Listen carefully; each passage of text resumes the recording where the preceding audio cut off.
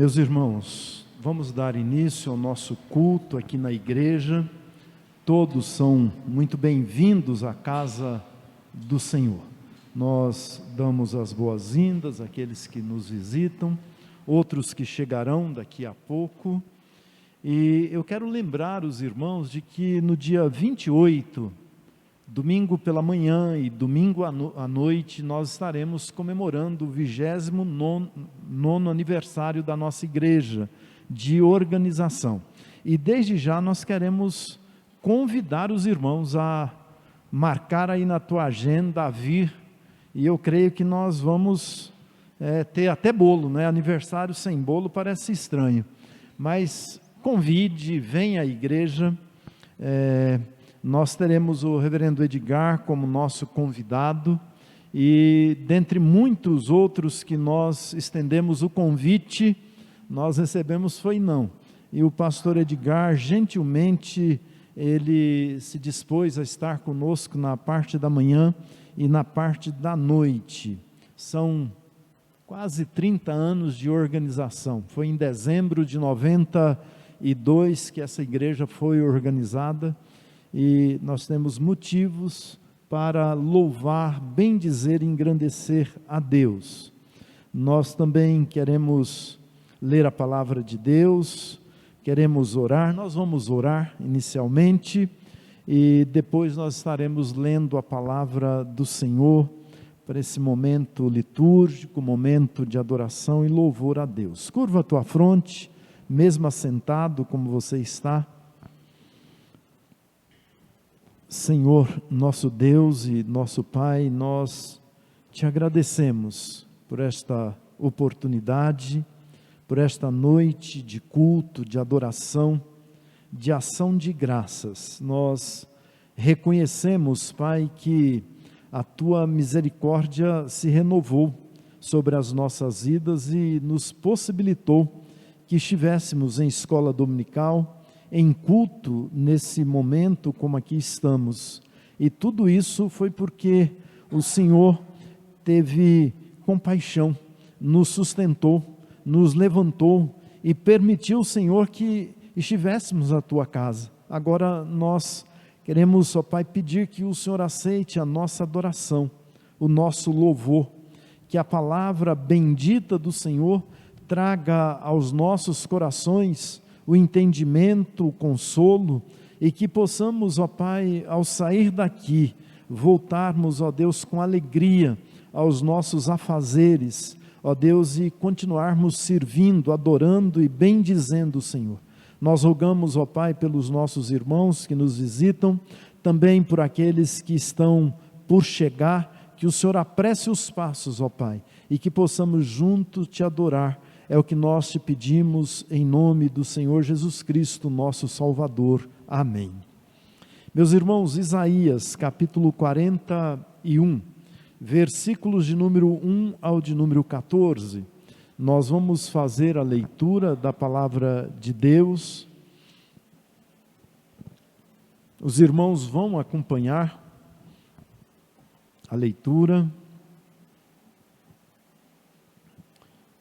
Mas essa palavra de Isaías tem, meus amados, um consolo muito grande a todos nós.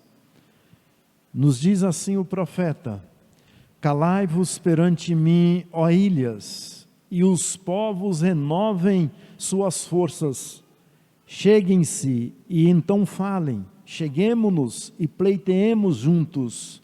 Quem suscitou do Oriente aquele a cujos passos segue a vitória?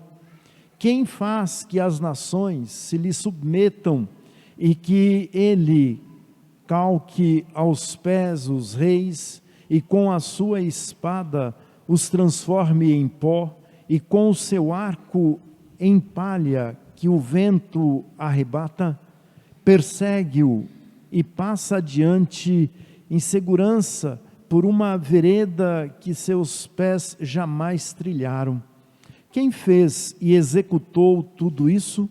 Aquele que desde o princípio tem chamado as gerações à existência. Eu, o Senhor, o primeiro, e com os últimos, eu mesmo, Os países do mar viram isto e temeram. Os fins da terra temeram, aproximaram-se e vieram. Um ao outro ajudou, e ao seu próximo disse: sê forte. Assim o artífice anima ao ourives, e o que alisa com o seu martelo ao que bate na bigorna, dizendo da soldadura: está bem feita.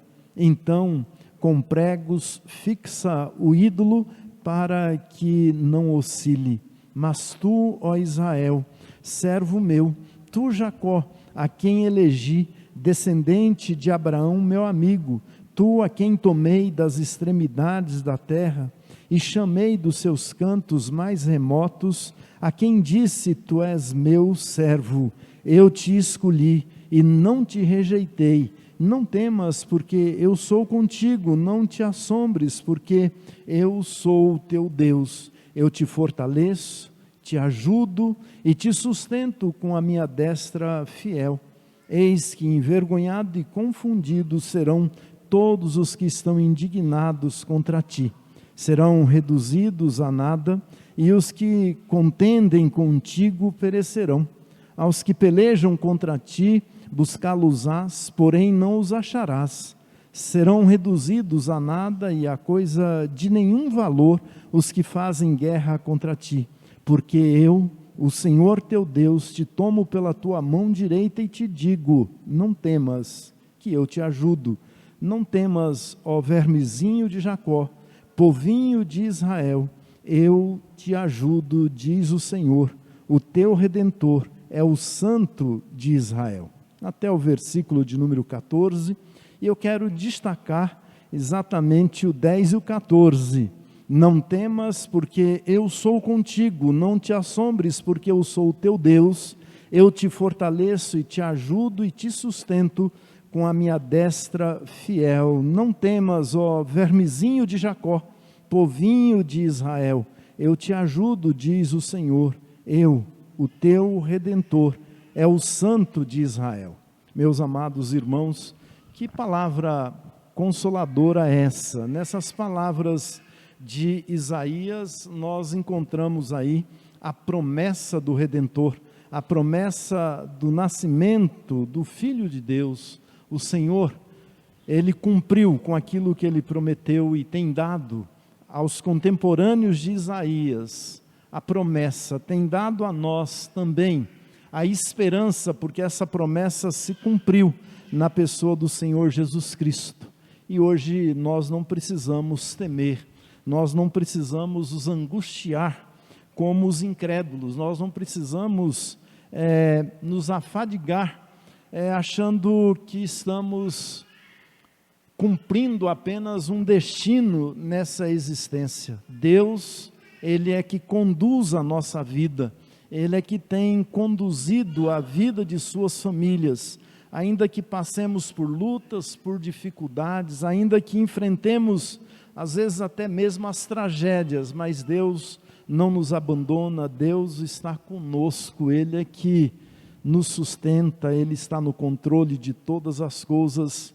Foi assim com homens como Daniel, foi assim com homens como Isaías, Jeremias, e é a Deus que nós essa noite estamos adorando, servindo, prestando a Ele o nosso culto de adoração. Meus irmãos, a graça e a paz do Senhor Jesus, amém?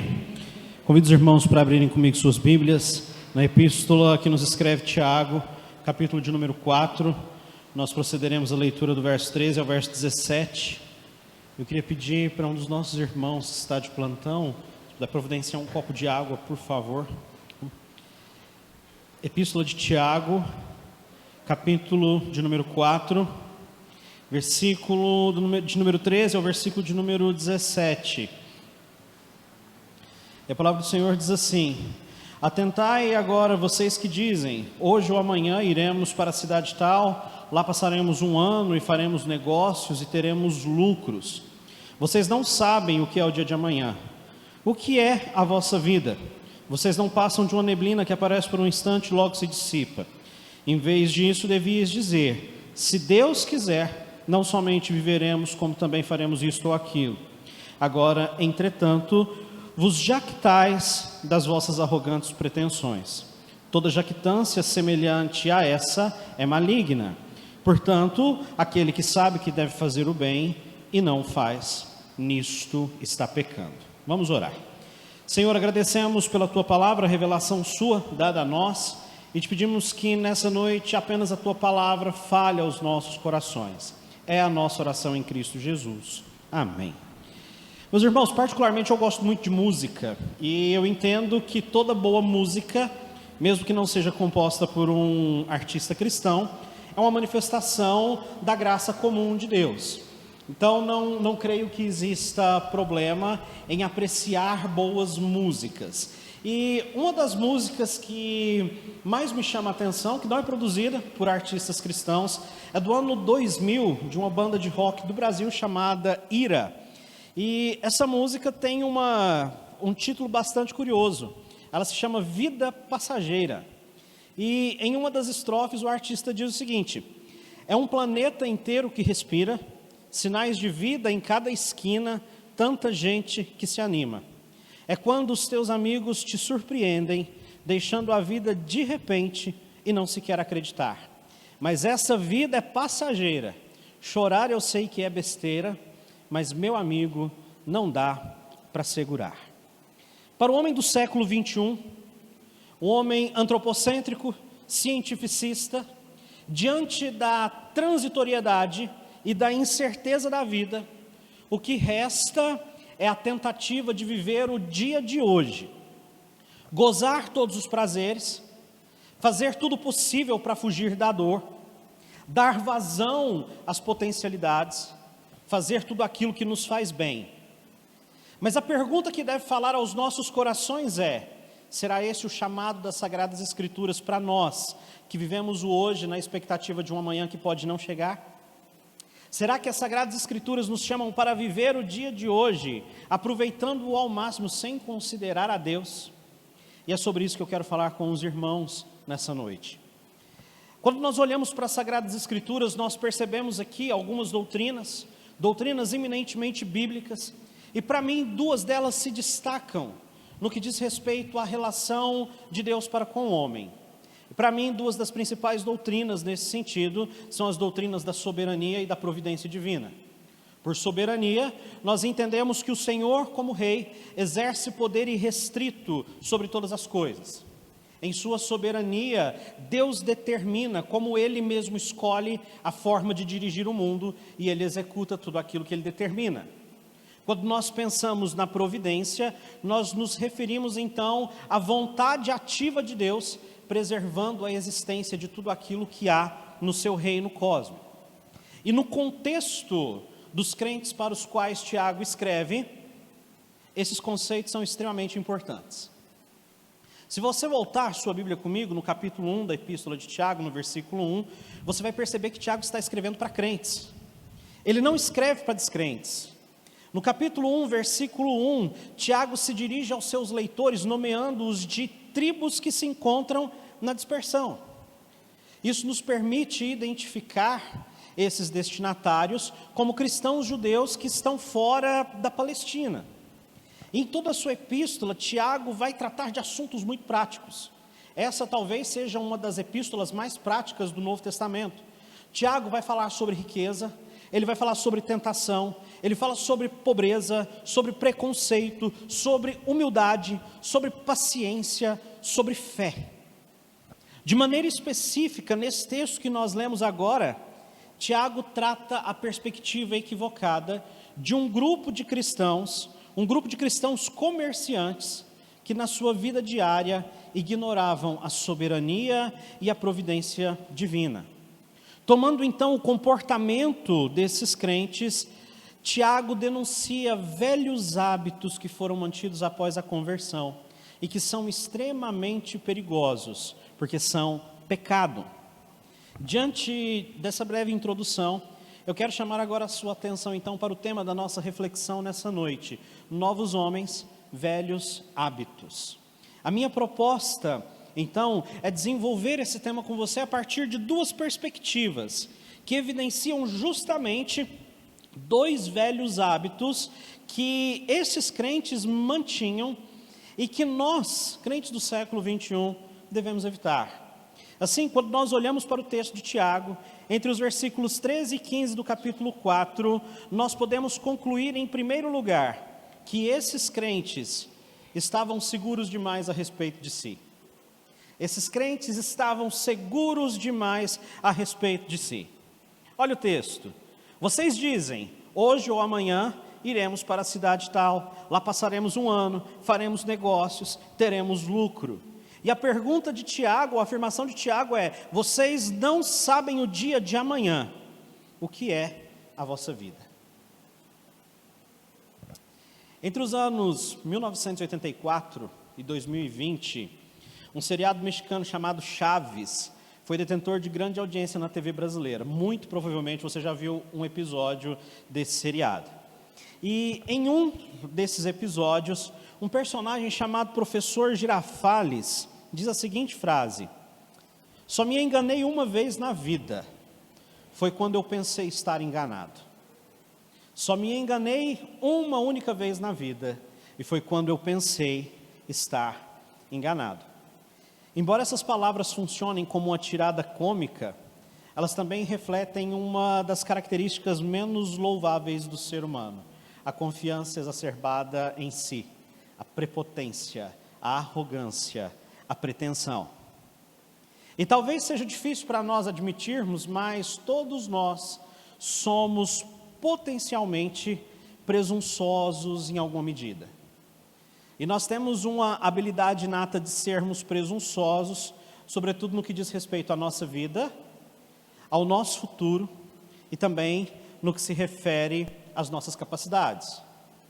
Porque hoje nós estamos vivos e aparentemente não há nada errado com a nossa saúde, nós presumimos que tudo está bem, que amanhã nós estaremos vivos, que daqui a um mês nós estaremos vivos, que daqui a um ano nós estaremos vivos, e nós concretizaremos todos os nossos planos.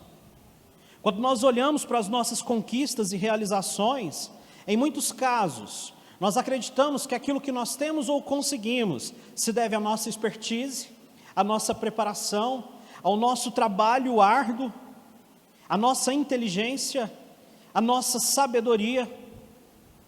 E o problema desse tipo de visão é que essa presunção, ela altera a perspectiva correta a respeito da realidade de nós mesmos. Sabe por quê? Porque ela ignora o governo soberano e a providência divina sobre as nossas vidas.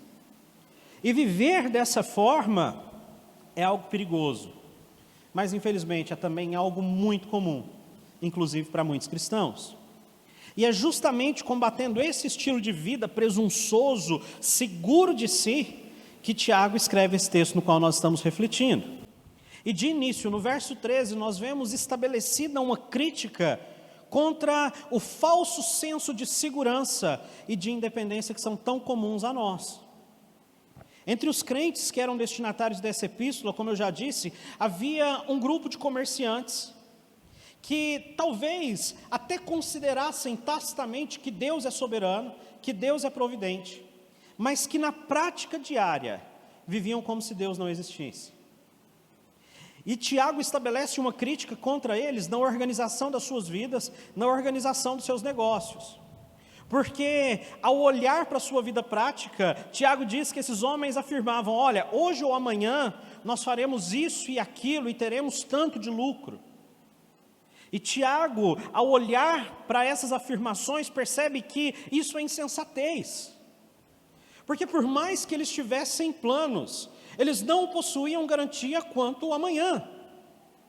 E conhecendo a Deus, eles viviam como se Deus não existisse. Eles estavam seguros demais a respeito de si. Eles traçavam seus planos, estabeleciam as suas metas, planejavam os seus lucros, executavam seus negócios como se fossem completamente independentes. E como se sua vida estivesse à parte de Deus. E eram crentes. Eram pessoas que criam em Jesus. E é claro que por serem crentes, eles admitiam que Deus está no controle de todas as coisas. Talvez eles até afirmassem com suas bocas que se Deus fizer, Ele é Deus, e se Ele não fizer, Ele continua sendo Deus. Mas na sua vida prática, isso não fazia sentido. E aqui existe um problema. Você já deve ter ouvido a seguinte frase: na prática, a teoria é outra. Isso se encaixa perfeitamente no estilo de vida desses crentes para quem Tiago escreve. Na teoria, eles talvez até entendam a realidade expressa pelo salmista, lá no Salmo 115, quando reconhecendo a soberania do Senhor, ele diz: no céu está o nosso Deus e tudo quanto faz, quanto lhe agrada. Na vida diária, no entanto, ao estabelecer os seus planos, ao atingir as suas metas, ao obter resultados positivos nos seus negócios, eles viviam como se Deus não existisse, eles glorificavam a si mesmos. Eles acreditavam que suas conquistas eram fruto talvez da sua inteligência, da sua perspicácia, do seu tino para os negócios. Enquanto na teoria eles acreditavam na providência e na soberania divina, na prática eles viviam de si para si mesmos. Eles se gloriavam nas suas próprias forças.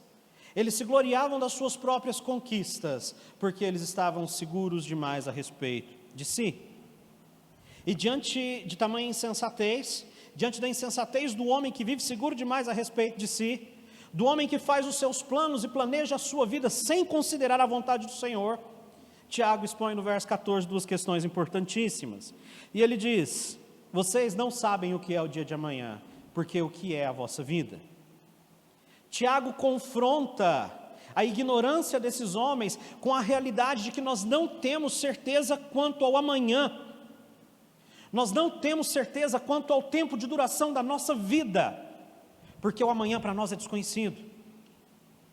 João Calvino, reformador do século XVI, comentando esse texto, explica que as afirmações de Tiago aqui no início do verso 14, elas poderiam ser estruturadas de outra forma.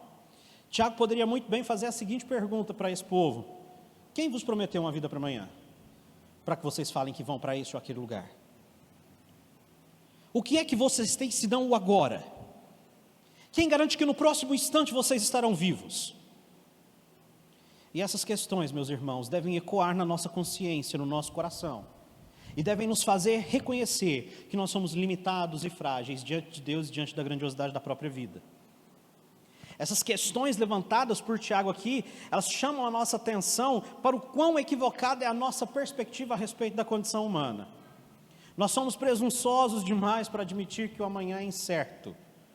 Nós somos presunçosos e confiantes demais em nós mesmos para admitir que a vida é tão breve e passageira como uma fumaça leve que é espalhada pelo vento ou como uma porção de palhas que é devorada pelo fogo. Nós estamos tão equivocadamente seguros a respeito da perpetuidade da vida, da concretização dos nossos planos, que nós esquecemos que tudo passa rapidamente e nós voamos, como diz Moisés no Salmo 90. E nesse sentido, meus irmãos, nós temos muito a aprender com Davi. Quando fugia de Saul, Davi diz ao seu amigo Jonatas, reconhecendo a fragilidade da sua vida: há apenas um passo entre mim e a morte. E o que é que nós temos mais que um passo entre nós e a morte? De maneira muito semelhante, no livro dos Salmos, Davi vai reconhecer as suas limitações, e em um salmo de lamentação, Salmo 39, Davi diz assim: olha, o prazo da minha vida é nada, porque todo homem, por mais firme que esteja, é pura vaidade. Todo homem, por mais firme que esteja, é pura vaidade. E ao olhar então a transitoriedade da vida, a possibilidade de que os nossos planos não se concretizem, uma pergunta me vem ao coração: como nós devemos reagir? Como crentes do Senhor Jesus, como nós devemos agir? Como nós devemos nos portar diante da incerteza do amanhã? E a resposta nos é dada por Tiago no verso 15. Em vez de dizerem faremos isso ou aquilo, vocês deveriam dizer: se Deus quiser, nós não somente viveremos, como também faremos isso ou aquilo. O que Tiago faz aqui é nos chamar, meus irmãos, para desenvolver uma vida pautada no reconhecimento de que Deus é soberano e é providente sobre tudo o que existe. Assim, em vez de vivermos seguros demais a respeito de nós mesmos, nós devemos nos nossos planos considerar primordialmente a vontade de Deus e reconhecer a nossa própria dependência. Porque se Deus fizer, Ele é Deus. Se Ele não fizer, Ele continua sendo Deus. Se Ele quiser, nós realizaremos, mas se Ele quiser, não. O que Tiago faz é nos chamar para reconhecer que nós somos dependentes do Senhor e que, em primeira e última instância, tudo aquilo que nós temos não vem de nós, mas de Deus. E esse reconhecimento, meus irmãos, deve se dar muito mais do que pela utilização impensada do clichê religioso, se Deus quiser. Clichê que é tão gasto no nosso meio. Nós não apenas devemos pronunciar com os nossos lábios, se Deus quiser, mas nós devemos demonstrar a nossa dependência. Nós devemos demonstrar a nossa dependência do Senhor, tendo o nosso coração e a nossa mente cativos à palavra, sabendo que o Senhor é soberano e que Ele conduz todas as coisas, inclusive a nossa vida, da forma como Ele quer, da forma como lhe agrada. E aqui eu preciso fazer 2 aplicações à sua vida. E eu peço que você preste bastante atenção. Em primeiro lugar, diante da transitoriedade da vida, diante da incerteza do amanhã, você não pode ser irresponsável e não se preparar para o seu futuro. Não é isso que o Tiago está falando. Você deve se preparar para o amanhã, sim. Contudo, você deve se preparar sabendo que é Deus quem cuida de nós, que é dele tanto querer como realizar, que é o Senhor quem nos provê de tudo aquilo que nós necessitamos. Você deve planejar sua vida, sim, mas deve considerar a providência de Deus, porque isso nos livra da ansiedade quanto ao futuro e também do nosso senso de independência. Estabeleça seus planos, crie suas metas, mas considere a vontade de Deus e esteja com o seu coração disposto a mudar as suas metas, se preciso, para se adequar à vontade de Deus.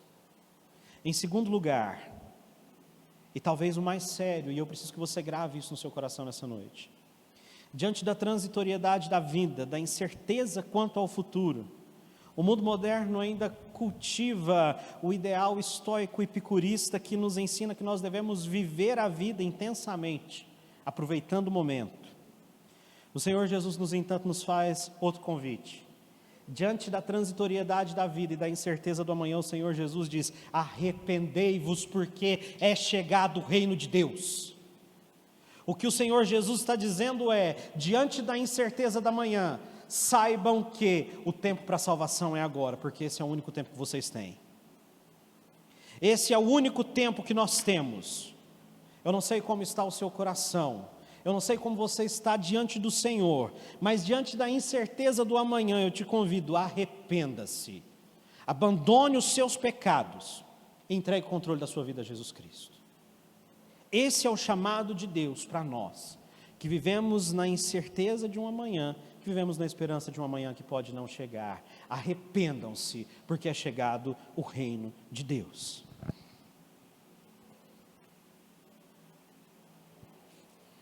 Mas quando nós continuamos aqui no texto de Tiago, agora a partir do verso de número 16, nós vemos o pastor da igreja de Jerusalém tratando um segundo velho costume presente na vida de muitos crentes daqueles dias, e infelizmente na vida de muitos crentes hoje.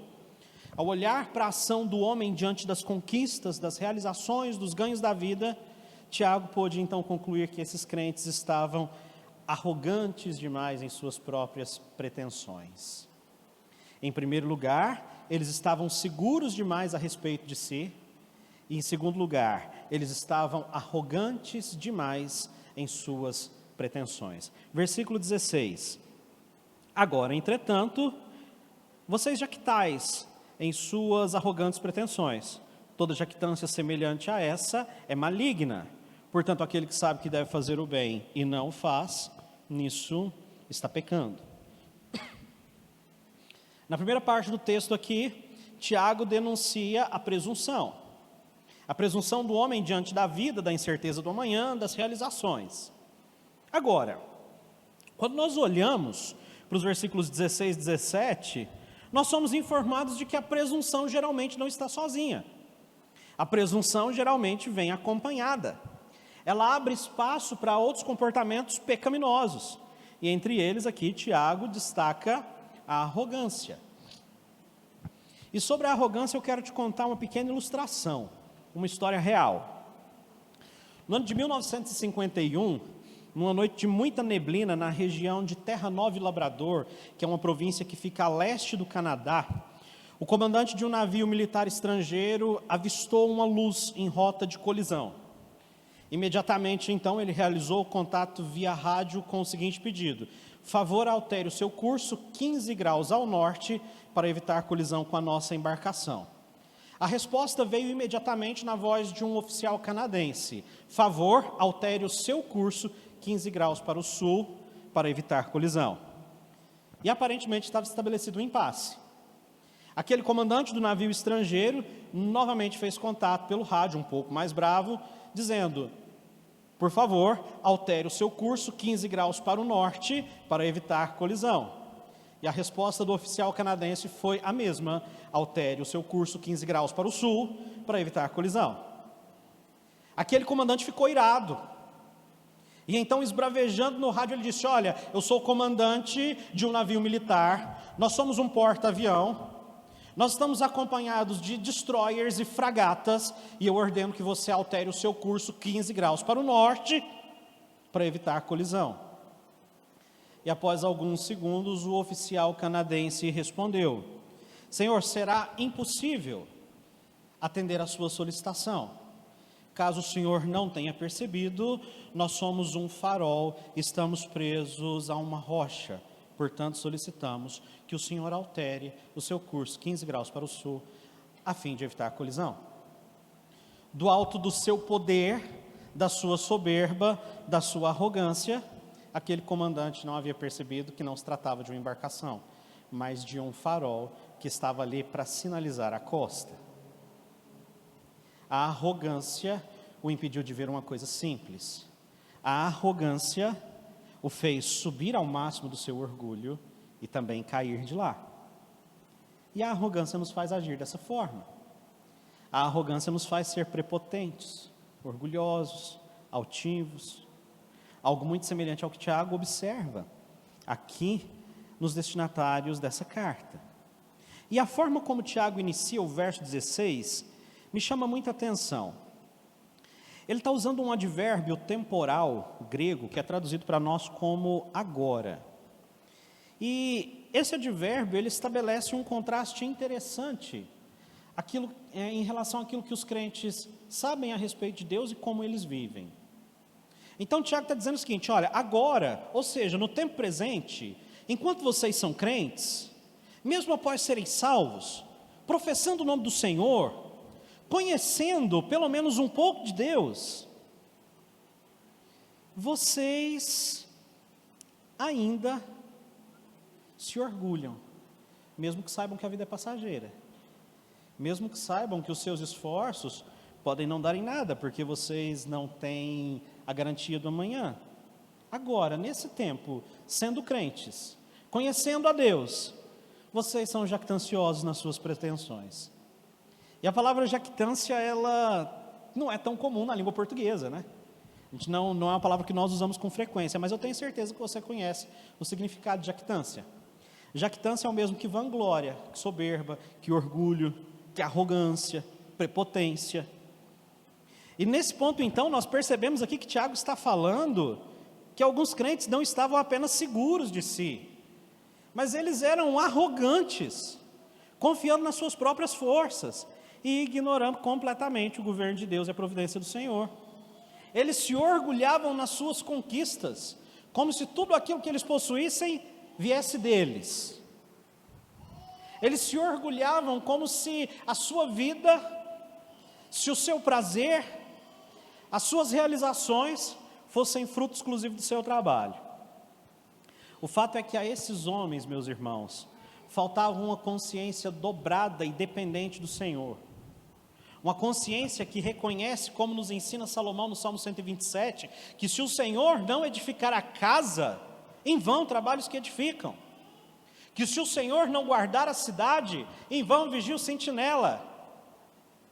Uma consciência que reconhece que é inútil, distantes do Senhor, nós levantarmos cedo e comer o pão que nós conseguimos com suor, porque aos seus amados Ele dá enquanto dorme.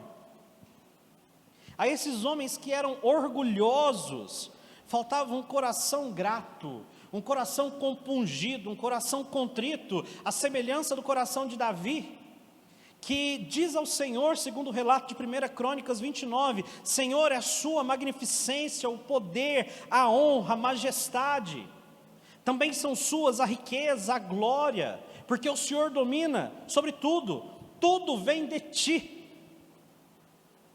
O que faltava a esses crentes, e a muitos de nós hoje, é um coração grato, que reconhece a providência de Deus, que reconhece o governo de Deus sobre as nossas vidas. Coração grato, coração dependente, coração que é capaz de dizer, se Deus fizer, Ele é Deus, e se não fizer, Ele continua sendo Deus, e glória a Ele por isso. Mas não é apenas Tiago que denuncia e condena uma vida marcada pela arrogância. Salomão, de maneira exaustiva, vai fazer isso nos Provérbios. Provérbios 16:5, Salomão diz, abominável é ao Senhor todo arrogante de coração, é evidente que não permanecerão impunes. Provérbios 18:12, Salomão é categórico ao afirmar que antes da queda, o coração do homem se envaidece. Além de Salomão, muitos profetas também confrontaram e denunciaram a insensatez da arrogância humana. Por meio do profeta Isaías, em Isaías, capítulo de número 2, versículo 17, o Senhor declara, a arrogância dos homens será abatida, e o seu orgulho será humilhado. O Senhor Jesus, segundo o relato de Mateus, no capítulo 23, versículo 12, condena a altivez, quando ensinando aos seus discípulos, ele diz o seguinte, quem a si mesmo se exaltar, será humilhado. Tiago, meus irmãos, na mesma linha, condena a arrogância humana, e ele afirma de maneira categórica que todo sentimento semelhante a esse é maligno. Toda arrogância humana é maligna. E eu quero te falar que maligno aqui não é algo necessariamente considerado ruim, é mais profundo do que isso. A palavra utilizada por Tiago para maligno aqui é a mesma palavra que nos evangelhos é utilizada para diabo ou Satanás. O que Tiago está falando é que todo orgulho humano não procede de Deus, mas provém do diabo. Sabe por quê? Porque todo orgulho ousa elevar o homem a uma posição superior e de independência em relação a Deus, ignorando a soberania do Senhor e a sua providência, portanto procede do diabo.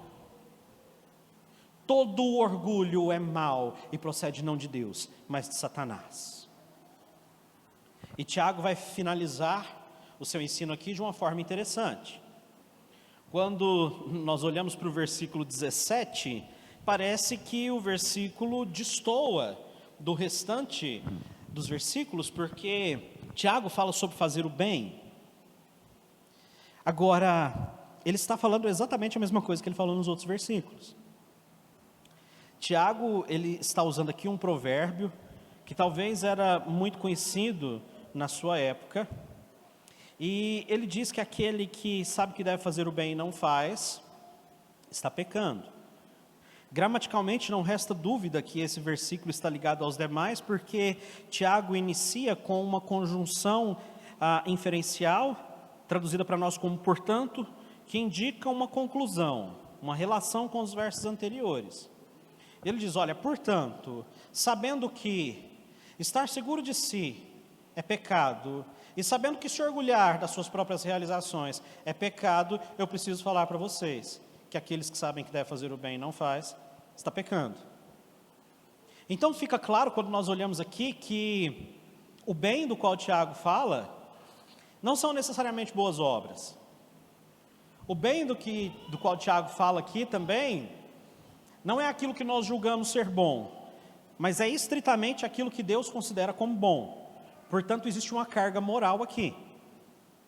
Em outras palavras, o que Tiago está falando então é o seguinte: olha, quando vocês sabem aquilo que Deus quer que vocês façam, porque Ele considera isso bom, e vocês não fazem, vocês estão ignorando a Deus, vocês estão seguros demais a seu respeito, vocês estão se orgulhando de si mesmos, e vocês estão pecando. No verso 17, Tiago continua falando dos homens que ignoram a Deus, que ignoram a sua providência, que ignoram a sua soberania. Tiago está falando dos crentes que, conhecendo a vontade do Senhor, que é boa, perfeita e agradável, não se submetem a essa vontade. Com a sua língua até professam o nome de Deus, mas vivem como se Deus não existisse. Tiago está falando, vocês que conhecem o que Deus requer de vocês, vocês que diuturnamente estão na igreja, nos cultos de quarta, na escola dominical, no domingo, mas que na segunda-feira tira a roupinha de crente e vive como um lobinho lá na rua, você está pecando. Você que nos cultos se coloca na presença de Deus, se emociona com os louvores, mas que quando sai da igreja não acha sentido nenhum disso na sua vida prática, não se submete à vontade de Deus, você está pecando. E essa é a prática, meus irmãos, dos homens que estão seguros demais a respeito de si, dos homens que estão arrogantes demais em suas pretensões, porque no fundo esses homens acreditam que não precisam do Senhor, acreditam que são completamente independentes. E Tiago condena veementemente esse tipo de atitude.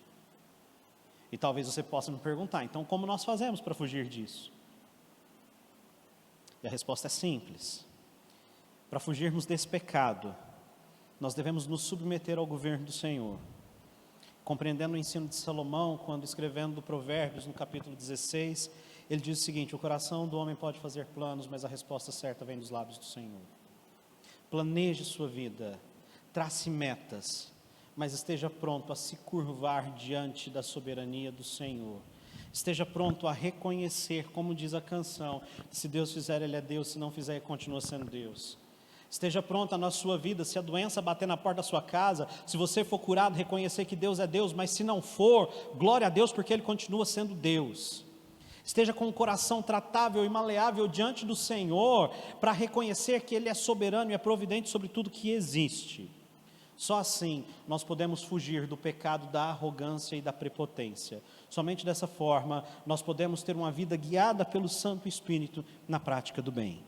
Eu gostaria mais uma vez de fazer duas aplicações para a sua vida. Em primeiro lugar, não se torne orgulhoso com as suas conquistas e realizações. As bênçãos que Deus nos dá são apenas isso, bênçãos. Elas devem ficar no lugar delas. Diante daquilo que o Senhor tem te dado, humilhe o seu coração em agradecimento genuíno. Reconheça que tudo provém do Senhor e dê a Ele a glória que é devida, porque somente Ele é digno de ser glorificado. Em segundo lugar, desenvolva uma vida de submissão. Se submeta dia após dia ao governo do Senhor. Busque reconhecer a providência de Deus. Lute contra a soberba do coração, contra a arrogância, para que a sua vida possa de fato ser guiada pelo Espírito Santo do Senhor na prática do bem. Gostaria de concluir nossa reflexão nessa noite retomando as ilustrações que eu contei para os irmãos. Nós vivemos em um mundo caído e, embora nós sejamos crentes no Senhor Jesus, nós ainda lutamos contra o pecado. A palavra do Senhor nos diz que todos nós conhecemos o pecado que tenazmente nos assedia.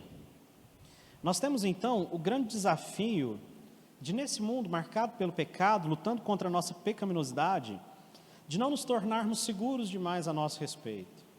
E eu quero te dizer o seguinte: todas as vezes que nós nos afastamos do Senhor, nós nos tornamos seguros demais a respeito daquilo que nós temos, somos ou podemos fazer.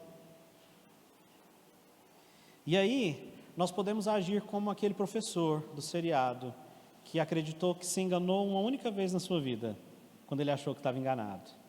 E aí nós podemos nos tornar prepotentes, seguros de nós. Da mesma forma, nós precisamos também evitar a arrogância do capitão daquele navio que, em sua soberba, estava ordenando para que um farol se movimentasse, porque ele não estava disposto a se curvar diante da autoridade de outra pessoa.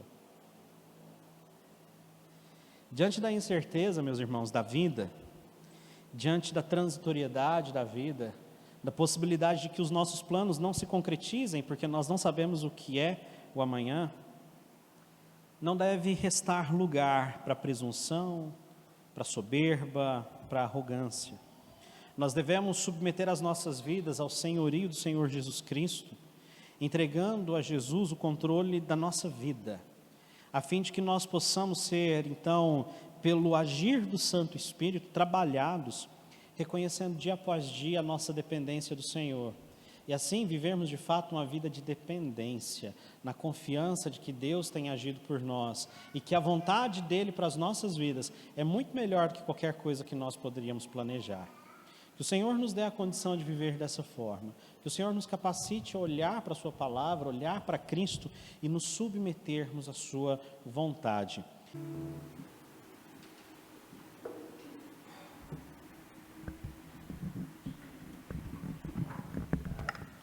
Meus irmãos, vamos nos colocar em pé, nós estaremos impetrando a bênção e assim finalizando o nosso culto nesta noite. Louvamos a Deus mais uma vez pela tua presença, por todos aqueles que nos visitam, todos são bem-vindos. Aqui é a casa do Senhor, volte em outras oportunidades. Recebei a bênção e que a graça do Senhor Jesus Cristo, Deus o nosso Pai, o seu amor e a comunhão e a consolação do Espírito Santo sejam sobre vós, irmãos, sobre todo o povo de Deus, hoje e sempre. Amém. É que tu és maravilhoso, ó Rei do Universo.